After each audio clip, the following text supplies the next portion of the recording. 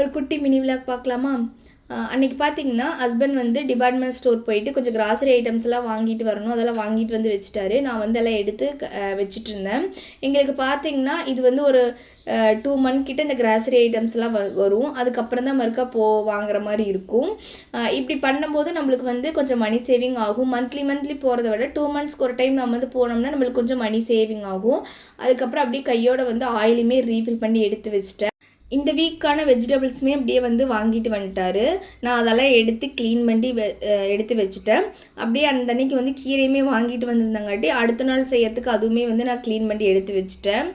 பொதுவாக எனக்கு பார்த்திங்கன்னா வீக்லி வந்து என்ன வெஜிடபிள் வாங்கணும் அப்படின்னு சொல்லிட்டு ஒரு கன்ஃபியூஷனுமே இருக்காது.